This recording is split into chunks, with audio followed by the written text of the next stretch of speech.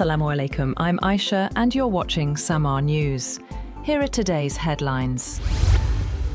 US President Donald Trump says that negotiations with Iran are nearing a possible agreement aimed at ending months of conflict and preventing Tehran from developing nuclear weapons. In an interview with CBS News, Trump said any final deal would ensure Iran's enriched uranium is satisfactorily handled, stressing that he would only sign a deal where we get everything we want. Trump also told Axios he could decide by Sunday whether to resume military action if talks fail, warning, "Either we reach a good deal or I'll blow them to 1,000 hells." Field Marshal Asim Munir has concluded an official visit to Iran, with Pakistan's military saying the talks made positive progress towards supporting regional de-escalation and US-Iran reconciliation efforts. According to ISPR, the Field Marshal held meetings with Iran's top leadership, including President Masoud Pezeshkian, Foreign Minister Abbas Araghchi, and senior civil and military officials. Discussions focused on regional stability and ongoing diplomatic engagement. ISPR said the meetings took place in a positive and constructive atmosphere, with Iran reportedly appreciating Pakistan's mediation role in efforts to ease tensions and advance dialogue.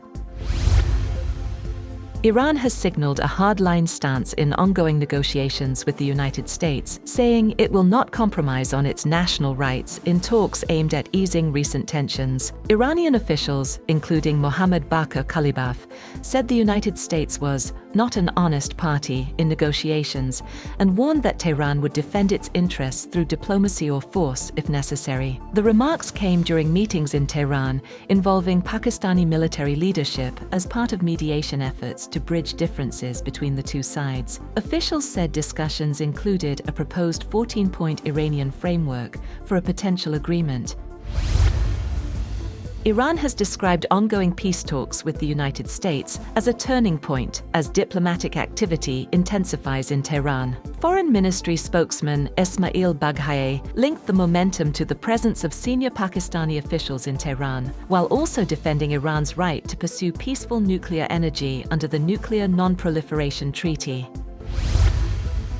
The Secretary of State has also said that the United States has seen some progress towards a deal with Iran, but more work is required. While Iran's Foreign Ministry spokesman said the two sides' differences were deep and significant. Rubio told reporters after a meeting of NATO ministers in Helsingborg in Sweden there's more work to be done, and he hoped to get there. He further said that the US was dealing with a very difficult group of people, and if it doesn't change, then the president's been clear he has other options. Though Iran's semi-official news agency said negotiations were continuing. U.S. Secretary of State Marco Rubio has said that Washington is in constant communication with Field Marshal Asim Munir at the highest level. In an interview, Rubio praised Pakistan for what he called an admirable job in helping mediate talks between Washington and Iran. He described Pakistan as the primary interlocutor in ongoing diplomatic efforts. At least 25 vessels, including oil tankers and cargo ships, passed through the Strait of Hormuz in the past 24 hours, Iran's Islamic Revolutionary Guard Corps, IRGC, Navy said. The IRGC said the ships were cleared for passage after coordination and security approval by Iranian authorities, with vessels including tankers, container ships, and commercial carriers. The Strait of Hormuz remains a key global energy route, with even limited disruptions continuing to affect international shipping and oil transport. Foreigners seeking to adjust their immigration status in the United States to secure green cards will have to do so from outside the country via the State Department. The US Citizenship and Immigration Services announced the move in a policy memo, which directed officers to consider relevant factors and information on a case-by-case basis when determining whether extraordinary relief is warranted. The US Department of Homeland Security said an alien who is in the US temporarily and wants a green card must return to their home country to apply, adding that the policy allows immigration system to function as the law intended instead of incentivizing loopholes.